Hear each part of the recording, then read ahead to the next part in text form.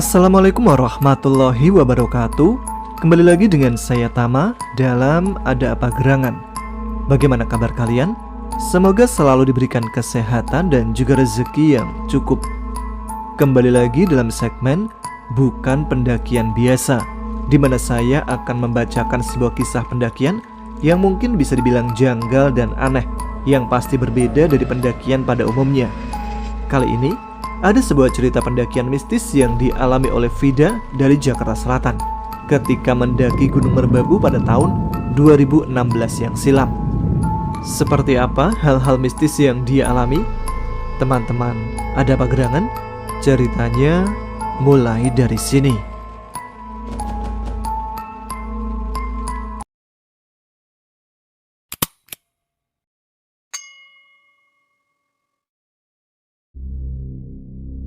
Kisah ini terjadi pada bulan Mei tahun 2016.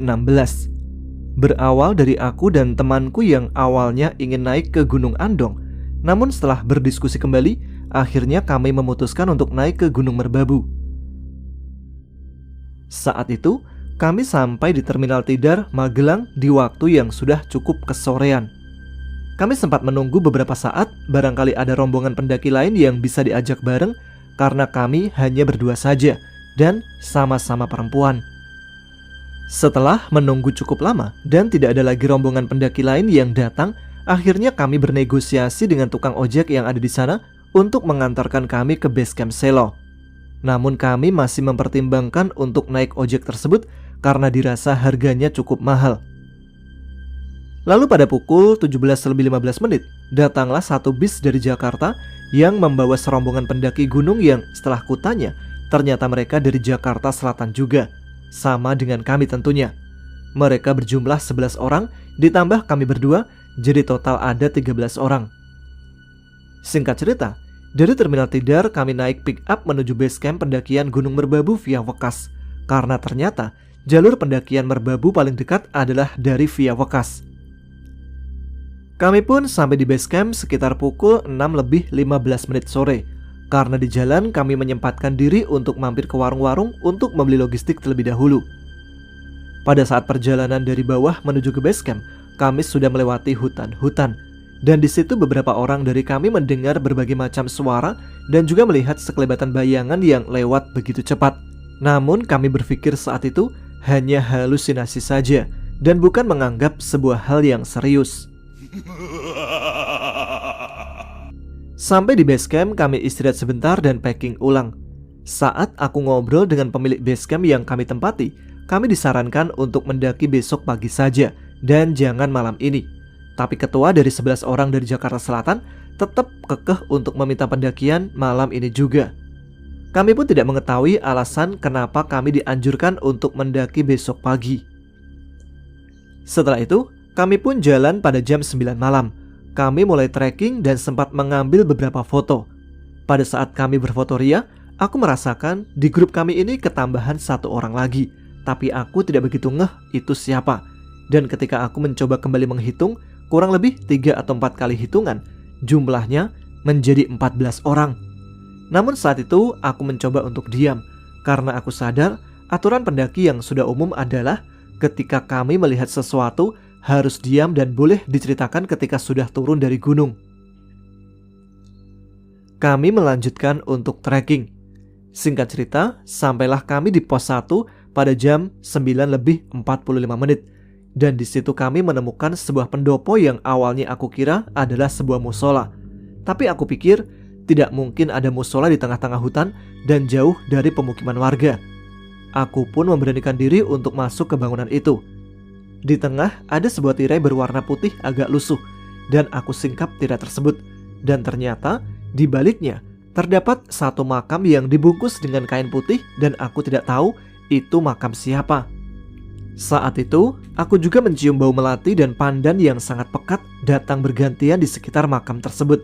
Sampai akhirnya aku merasakan aura yang tidak enak dan aku memutuskan keluar dari pendopo itu.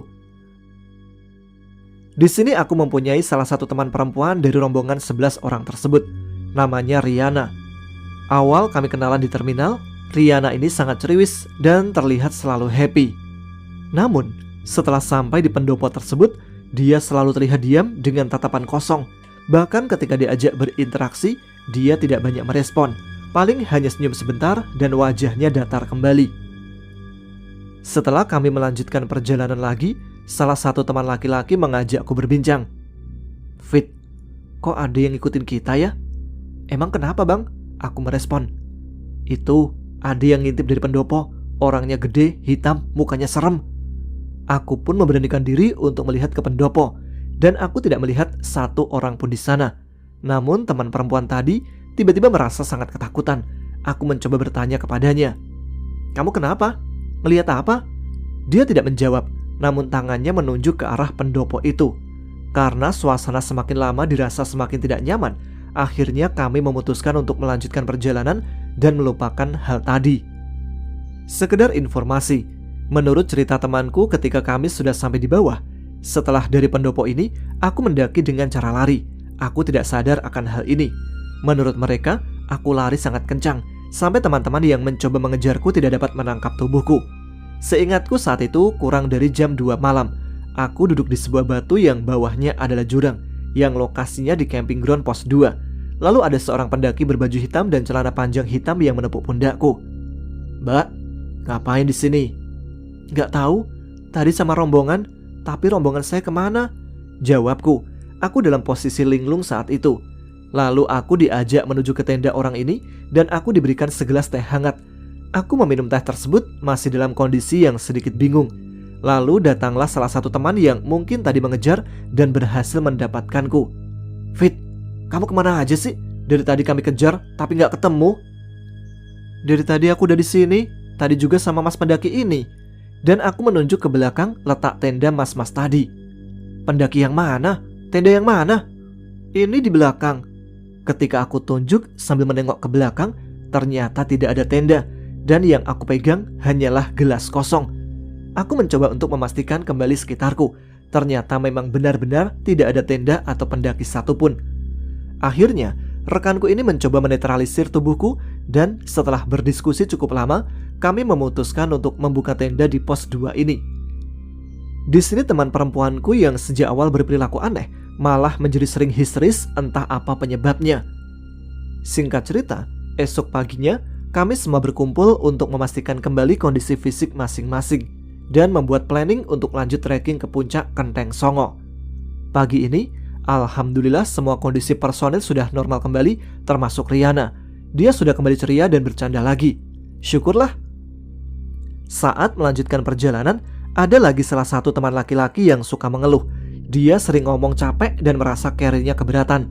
Keluhan itu direspon oleh rekan yang lainnya. Jangan suka ngeluh, ntar kamu ketempelan setan gendong loh." "Apaan tuh setan gendong?" "Ntar kalau kamu kena setan gendong, itu bakal capek banget." "Ah, gak mungkin." Setelah percakapan tersebut, selama perjalanan, aku melihat teman laki-laki ini jalan dengan postur yang selalu membungkuk. Dia pun sempat bilang kalau pundaknya merasakan sakit. Teman yang lain mencoba meringankan beban orang ini dengan cara bertukar carrier. Bahkan akhirnya, dia tidak membawa carrier sama sekali. Namun, masih saja merasakan sakit di pundaknya. Hingga di sebuah tanjakan, kami bertemu dengan pendaki lain. Salah satu dari mereka pun bilang, "Mas, kok naik bawa anak?" Kami pun termasuk dia sendiri merasa kebingungan mendengar kalimat tersebut. Tapi kami tidak menghiraukan dan melanjutkan perjalanan lagi. Setelah beberapa jam kami berjalan, sampailah rombongan di sebuah batu besar yang tengahnya berongga. Batu ini disebut Watu Gubuk. Disinilah tiba-tiba Riana kembali histeris. Dia teriak kencang sambil menunjuk-nunjuk ke arah batu tersebut, kemudian seolah akan berlari menuju jurang. Selang beberapa menit, Riana duduk di sebuah batu dan tertawa kencang. Kami semua tidak dapat mengendalikan perilaku anehnya, karena ketika dipegang, dia pun berontak. Dengan sedikit memberanikan diri, aku bertanya kepadanya, "Kamu siapa?" Dia hanya menjawab, "Apa kamu? Kamu ini dari mana? Jangan ganggu teman saya." "Apa kamu?" jawabnya dengan suara lebih lantang dan keras. Kami kembali berdiskusi. Ada yang menyarankan agar Riana ditandu saja dan dibawa turun. Menurut salah satu teman, Riana ketempelan sejak dari pendopo. Namun beberapa orang menolaknya dan ingin membawanya untuk melanjutkan perjalanan ke puncak. Akhirnya selama 1 jam kami mencoba menenangkan Riana dan berhasil meskipun pandangannya masih kosong. Bahkan selama di perjalanan ketika dipanggil dengan nama Riana pun dia jarang sekali merespon. Benar-benar menunjukkan kalau dia sudah bukan Riana lagi. Namun dia tetap berjalan bersama rombongan kami dengan cara digandeng oleh pacarnya. Lanjut perjalanan lagi dan pada jam 3:30 sore tibalah kami di Jembatan Setan. Di sini merupakan trek terakhir sebelum sampai ke puncak Kenteng Songo. Di sini kita lumayan antri untuk melewati jalurnya karena banyak sekali pendaki lain dari jalur Swanting yang juga sedang trekking ke puncak. Sampai akhirnya kami terjebak waktu maghrib. Namun tiba-tiba hujan badai datang membuat kami semua memakai jas hujan dan mempersiapkan diri untuk jalan kembali. Namun tiba-tiba Riana berlari melewati jalur Jembatan Setan yang kanan kirinya adalah jurang. Tapi Riana berhasil dikejar oleh salah satu teman, walau berakhir dengan dagunya terbentur sebuah batu di seberang sana. Tidak lama, sampailah aku dan kedua teman yang lain di puncak Kenteng Songo. Sisanya masih di bawah dan belum sampai. Akhirnya, aku duduk sambil menunggu teman yang lain di batu-batu berlubang yang jika dihitung mungkin jumlahnya 9 atau 10 di tempat itu.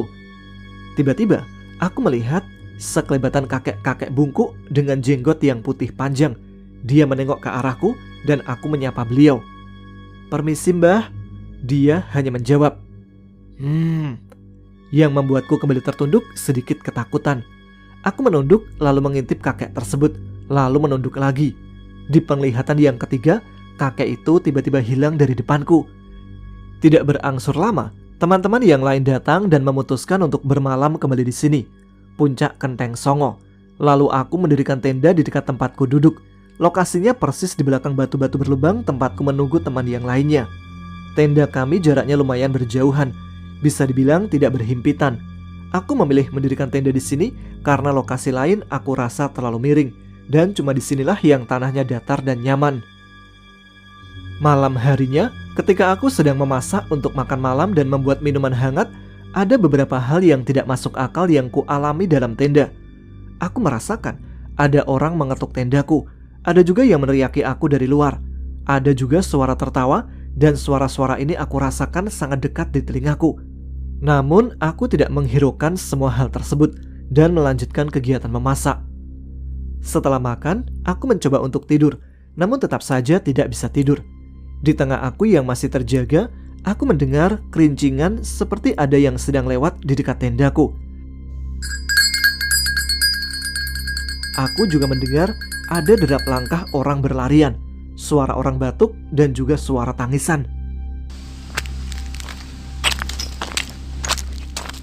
Aku memaksakan diri untuk membuka tenda, tapi tidak ada siapapun di luar. Hingga akhirnya, aku memutuskan untuk tidur. Lalu, aku mendapatkan sebuah mimpi. Aku bermimpi ada seorang pendaki laki-laki agak gondrong mengetuk tendaku dan minta kopi dengan cara menyodorkan gelasnya tanpa berkata apa-apa. Kulihat kondisinya basah kuyup ketika itu. Aku pun bertanya kepadanya, "Mas kedinginan?" Dia hanya mengangguk sambil masih menyodorkan gelas kosongnya.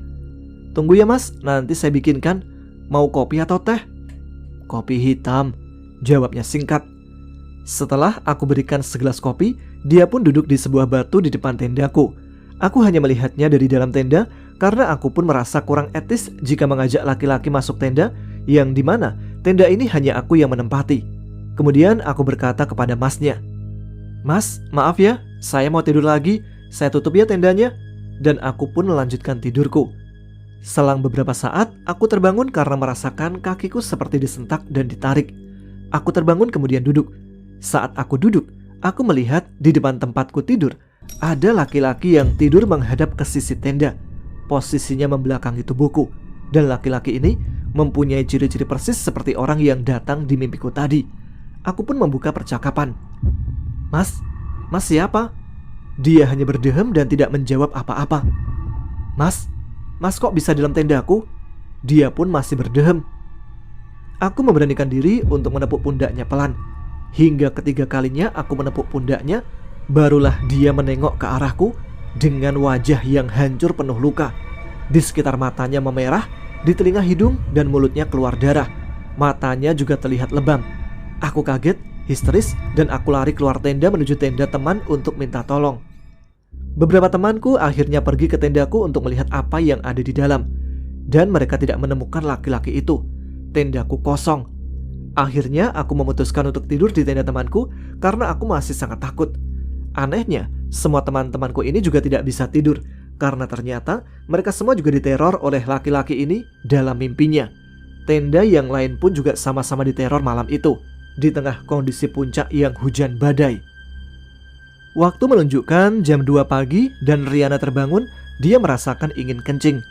Sampai di semak-semak di bawah pohon, Riana seperti melihat sesuatu di atas pohon. Lalu dia kembali histeris sambil menunjuk ke arah atas pohon tersebut. Aku yang menemaninya pun bertanya, "Ada apa?" "Diam," Riana menjawab dengan lantang. Dia meneruskan, "Tuh, lihat di atas," sambil masih menunjuk ke atas pohon tersebut. Riana tidak jadi kencing dan kembali diam dengan tatapan kosong. Ketika aku tarik dia untuk kembali ke tenda, Riana ini cekikikan dan bersamaan dengan itu pula pohon yang ditunjuk tadi bergoyang-goyang. Singkatnya, esok pagi kami semua memutuskan untuk turun via selo atau lintas jalur. Tiba di pos 4 via selo, aku terjatuh dan kakiku terkilir hingga beberapa orang teman ingin membawaku memakai tandu dan sebagian lagi melanjutkan turun untuk mengabari pihak basecamp. Namun aku memutuskan untuk berjalan pelan-pelan sehingga membuat ritme perjalanan juga menjadi pelan. Di sini jarakku dan teman-teman dari Jakarta yang menemaniku ke rombongan yang lain lumayan agak jauh. Tibalah di antara pos 4 dan pos 3, turun kabut yang lumayan tebal. Disitulah kami berdua terpisah dari rombongan yang ada di depan. Kami berhenti sebentar untuk memakai jas hujan karena dirasa kabut yang turun mulai deras dan melanjutkan perjalanan kembali. Ketika lanjut jalan, tiba-tiba jalurnya hilang. Yang terlihat di pandangan hanya semak-semak yang sangat tinggi dan juga vegetasi yang sangat lebat. Aku berpikir tidak mungkin ada jalur di sini. Kami sempat naik ke pos 4 lalu turun kembali. Dan di jalur turun yang sama, yang tadinya semak-semak sekarang sudah berubah menjadi ladang warga. Padahal setauku pos 4 menuju ke pos 3 ini masih di dataran yang cukup tinggi yang seharusnya masih sangat jauh menuju perkebunan warga. Lalu kami jalan lagi menuju ke arah kanan yang ternyata jurang. Kami pun balik lagi dan ambil ke kiri. Namun sama saja bertemu dengan jurang. Kami berhenti dalam kondisi kebingungan. Di tengah berharap ada bantuan yang datang, aku melihat sosok mirip seperti Riana lewat di antara kami berdua. Aku pun memanggil namanya, tapi dia hanya melirik sebentar lalu berjalan turun. Aku dan temanku segera mengikuti Riana ketika itu. Tidak lama, Riana berhenti. Aku masih melanjutkan jalan ke arah turun yang kemudian tiba-tiba di-stop oleh temanku. Dia berkata bahwa depanku adalah jurang. Aku menoleh ke arah Riana yang tertawa cekikikan seperti kuntilanak. Setengah marah, aku pun berucap, malah ketawa." Riana menjawab, "Kamu siapa?" "Loh, aku ini temanmu loh mbak. Kenapa aku dibawa ke jurang?" "Kamu mau mati." Aku hanya bisa berucap istighfar. Lalu temanku ini mengajakku untuk segera balik arah. Selama kami berdua lari dengan kondisi kakiku yang masih sakit, Riana masih tertawa keras dengan cekikikan persis kuntilanak. Beberapa saat setelah lari, kami merasakan kelelahan yang amat sangat. Badan kami seperti sangat capek. Namun anehnya, beberapa jam sejak kami jalan dari pos 4 itu, hari masih siang dan terang walaupun berkabut. Di tengah-tengah istirahat, temanku mengingat sebuah hal. Jika tersesat di gunung, biasanya azan dapat membuat kita terlepas dari kondisi tersesat tersebut dan bisa kembali ke jalur yang semestinya. Tidak lama dia pun segera mengumandangkan azan sebanyak 2 kali, dan kami langsung menemukan sebuah jalur turun. Saat itu, kabut langsung menghilang dan cuaca kembali terang. Kagetnya, di sini adalah ketika kabut hilang, secara cepat langit berubah menjadi malam hari. Singkat cerita, kami melanjutkan perjalanan turun hingga ke base camp hanya berdua. Tidak ada pendaki lain yang berpapasan dengan kami. Hingga akan sampai ke gapura pendakian via selo, kami bertemu dengan 2 orang teman kami yang sudah sampai base camp duluan. Ternyata mereka akan naik untuk mencari kami berdua. Satu hal yang sangat ingin aku tanyakan kepada mereka adalah, jam berapa ini?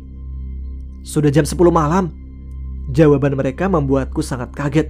Karena penasaran, tadi beberapa menit di atas kondisi masih siang. "Kamu tuh tersesat sudah lama. Ya udah yuk kita ke base camp dulu. Kita ngobrol-ngobrol di base camp sambil istirahat." Singkatnya, kami sudah sampai di base camp Selo. Setelah aku istirahat dan bersih-bersih, kami saling bertukar cerita. Dan ternyata, kata teman-teman, seingat mereka, turun dari puncak pada jam 11 siang dan sampai di base camp Selo jam setengah 4 sore. Dan ketika itulah, aku dan temanku dinyatakan hilang. Mengetahui hal tersebut, pada jam 5 sore, beberapa teman yang sudah di bawah naik lagi ke atas untuk mencari keberadaan kami. Namun hasilnya nihil. Padahal, jika di logika ketika mereka naik lagi, hanya di satu jalur itu, harusnya mereka bertemu dengan kami. Mereka bahkan bertanya dengan pendaki lain yang juga sedang perjalanan turun, perihal apakah pernah bertemu orang dengan menyebutkan ciri-ciri dari kami. Pendaki-pendaki tersebut juga mengaku bahwa mereka tidak menemukan kami.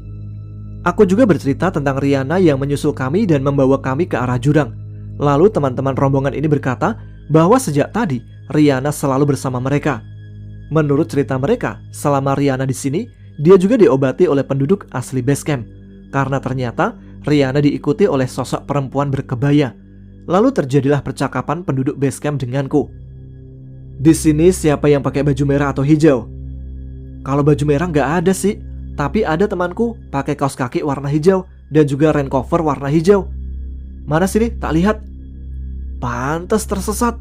Loh, kenapa pak? Lalu bapaknya bercerita bahwa di puncak Kenteng Songo itu ada sebuah kerajaan gaib, dan kerajaan ini mempunyai prajurit yang berbaju merah dan berbaju hijau.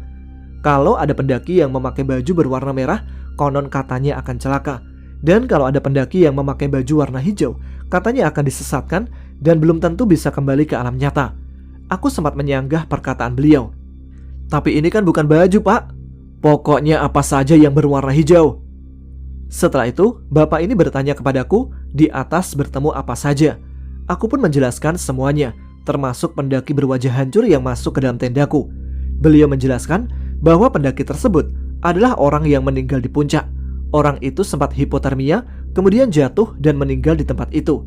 Beliau juga menjelaskan bahwa petilasan pendaki ini berada persis di belakang tendaku. Di sini aku merasa bersalah mendirikan tenda di lokasi tersebut. Beliau juga menjelaskan tentang sosok yang mengikuti Riana adalah sosok perempuan berkebaya yang menempel ke tubuh Riana sejak dari pendopo ketika awal-awal kami berangkat trekking. Konon, sosok perempuan ini merupakan ratu gaib di wilayah Wekas tersebut. Dan di momen bercerita dengan penduduk base camp inilah, kami baru sadar bahwa kami mendaki Gunung Merbabu tepat di malam 1 Suro. Bukan bermaksud melanggar aturan, namun karena memang kami semua tidak mempunyai kalender Jawa. Setelah momen bercerita selesai, kami berdoa dan meminta maaf atas semua yang kami perbuat di Gunung Merbabu ini. Juga atas ketidaktahuan kami yang nekat naik gunung pada malam 1 Suro. Lalu kami pulang ke Jakarta Selatan dan semuanya berangsur normal kembali. Demikian cerita dari Mbak Vida dan ke-12 temannya ketika mendapatkan beberapa gangguan mistis saat mendaki ke Gunung Merbabu. Nah, yang punya pengalaman mistisnya ketika mendaki gunung bisa juga dikirimkan ke kami biar bisa dibacakan di sini. Terima kasih kepada teman-teman sekalian yang terus menyimak setiap episode Ada Apa Gerangan. Dengan menyimak saja kalian sudah sangat membantu channel ini berkembang. Apalagi tambah like dan share video ini, dan jangan ragu tuliskan komen. Tunjukkan eksistensi kalian. Saya Tama pamit, tetap semangat, selamat malam, wassalamualaikum warahmatullahi wabarakatuh.